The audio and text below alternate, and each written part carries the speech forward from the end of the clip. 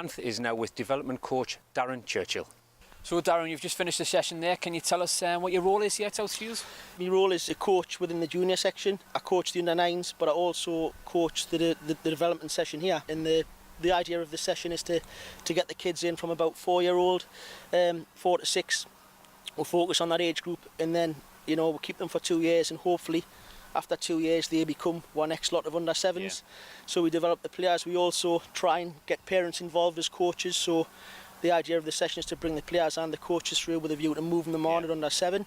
As part of the session also, there's a slot for older kids who are of playing age who don't have a team.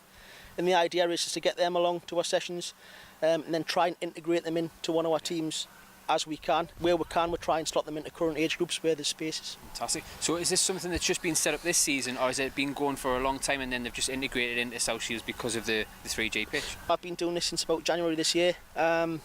And the idea is to keep this ongoing, bringing the team through each year. But it's we've just moved up here in the last couple of weeks, which is excellent. Yeah. It's a great facility, superb for the kids to train on, but also it's great to have it as a hub, as part of the club. The kids feel really part of it. Coming here on a Saturday, especially on match day when they can see the first team warming up, it gives them a real buzz, and they feel really part of the club. Do many of the kids stay behind and watch the games after the training session? Yeah, the club's excellent in what it does. It's every junior player gets a season ticket. That'll admit the player and one parent, so we get quite a lot along on a match day, which is it's great, especially when the sun's shining. I've coached kids now for about 10 years. My son's 14 and I got involved when he first started to play football, when my playing days were over, and I got into football that way. So I've kind of, you find your niche, and mine tends to be with a younger age group. So he's moved on and he's playing like 11-a-side now, but I've hung around and kind of stayed around with the mini soccer stuff. Fantastic. Well, hopefully you'll be bringing through some of the lads that might be playing, I don't know, the looks of the club. It could be in the Division 1, Division 2, whatever, in the future. So some of these lads could be going through at the first team. Well, that would be fantastic, and that's our plan. As a club, we want any kids to have the opportunity to play football regardless of ability. And so hopefully we'll get some through, but regardless of ability, they'll still play for South Shields. So we're here with Bob. Bob, ideas behind the merchandise shop, was it just this season or? No, we've always had a merchandise shop going back to the 90s, but obviously when we came back from Peterlee and the growth of the club and the redevelopment of the whole ground and the facilities, it took off again.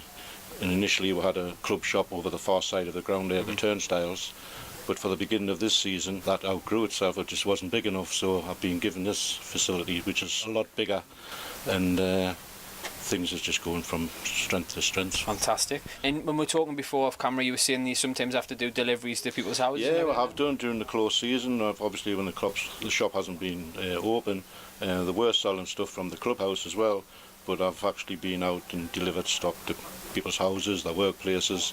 It's just the demand has been that great. People who couldn't get down here, I've actually delivered stuff to where they work or where they live. Fantastic. And is there anything online? Is there a website? Yeah, they're still working on the online shop. That'll be brought up to date as soon as they can. Steve is speaking to ex-Newcastle fullback John Beresford. So John, how did you become one of the entertainers? Quite strange, to be honest. I was going to sign for Liverpool. I had all agreed terms with Graham Souness in Liverpool, but went to do the medical and sort of got a sort of gut feeling something not quite right. Graham Souness said, "Have you ever fractured your ankle?" I went, "Yeah, I did it at Barnsley a few years ago." And he went, "Got a bit of a problem. Got with the board, won't accept him unless 100% fit." I come out absolutely devastated, and I phoned my ex-manager up, Jim Smith. I'll not explain exactly what he said, other than it was a load of rubbish, but in Jim's terms. And I said, "Well, Jim, you might think it's a load of rubbish, but they ain't signing me." And he went, "Right, there is somebody else who wants you." And I was like, you got to remember, my head's gone. I'm thinking, well, no one's ever going to touch me. I've failed in medical. Jim says, "Look, Kevin Keegan at Newcastle wants you." And at that time, Newcastle weren't a great team. We just survived. But Keegan, boyhood idea of mine, was, I thought, right, I'll give him a call, and see what happens. And he went, "Get yourself up here," Kevin, as he was then especially, full of enthusiasm, just saying, "Come and join something special." And I'm sort of slowing him down a bit by going, "Well, hang on a bit, do you realise what's happened?" And I tell this story time and time again, and I was devastated. And I just went, "I failed in medical at Liverpool," and he just started laughing. And he says, "Well, I've just signed Paul Bracewell. You'll easily do hours. But in other words, he just went, just get yourself up here. I drove from Liverpool, met the gaffer and Terry Mike, and he just said to me, he says, you know, it's going to be a blessing in disguise. And no truer word it could have been said, because he even said, we'll get promoted this year, we'll get in the Premier League, I'll get in the England squad, and everything he said came true.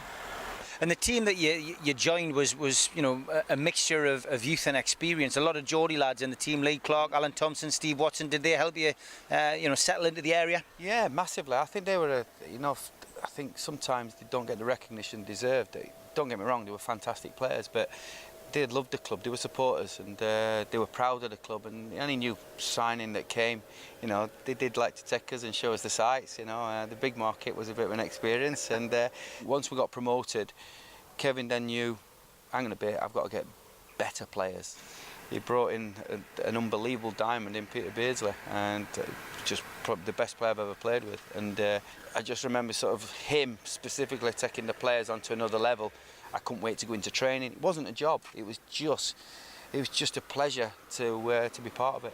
Entertainers weekend coming up very, very shortly. The game which we've publicised on the show on the 9th of October at Kingston Park is selling well. You're involved in the golf day. Where's that taking place?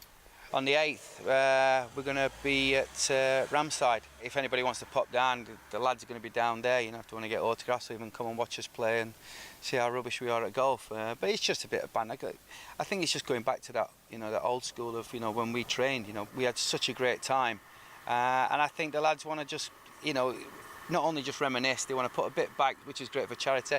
I've even heard that people going on diets and watching what they're going to drink, but I don't think that'll make any difference to some of the players. Well, if you want to get involved with the golf day, you need to pop into the Black Bull pub in Newcastle and see Steve Burns. And all the details for the Entertainers game are on the Falcons website. And don't forget that game's on October the 9th. But John Beresford, been great to see you, mate. Thanks very much. With the upcoming Entertainers game now only a few days away, I've travelled to Paragon Gym to meet up with ex-Newcastle centre-half Steve Howie and to see how his training's going for the game.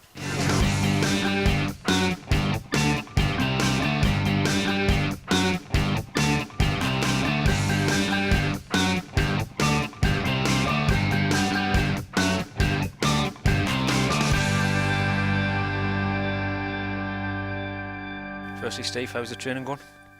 It's hard. I must admit, you know, when I finished football, I just thought I'd continue on and just try and keep as fit as I could, but with some cardiovascular work and stuff like that. But since I've been here, it's been excellent. You know, the advice that you get's different class as well, so I definitely feel the benefits, but without a doubt, it's so hard. Obviously, over our shoulders, we can see one or two shirts. Any ones bring any main memories back for you? I think they're just kind of shirts that they've all got a story behind them, every one of them. But it was just a case where they were in the loft, to be quite honest. So I just thought that I asked Steve if he wanted them in here, just to sort of add a little bit. But he said he did, so we just took them up. We're only a few days away from the Entertainers game. Are you fit enough? Yes, I think. I mean, as I said, we do a lot of hard work in here, so I should be strong enough. Whether the legs and that, and with the sprinting's going to be there, I'm not too sure. But I'm looking forward to it. It should be good. Any of your old teammates you haven't seen for a while that you're looking forward to seeing? We tend to like come across each other every now and again on different things. You know, some of us do the after dinner scene, and some of us just different charity games and whatnot. We kind of bump into each other. There's always something going on with one of the boys, but yeah, it should be good to catch up. And finally, I understand you've got Pav's brother who's going to play in goal. Yes, apparently he's getting some training over there, so it'll be interesting to see what he's like. He hasn't played in goal or sort of been around a ball at all, which is quite surprising considering Pav and his brother. But it's just, look, it's all about raising money for good causes, and I think as long as people come and enjoy the day, and we do as well, then everybody's a winner. Well, that's on Sunday, and I think the kick-off's 1:30. Well, that's it for this week's show. Anne's had to leave. I think he's got a hair appointment. I'm going to take a seat in the stands to watch the rest of this game. Thank you to everybody who's been on the show this week. You can catch us now on Facebook, Twitter and YouTube, and every Friday, 7:30, only on Made in Tyne and Wear.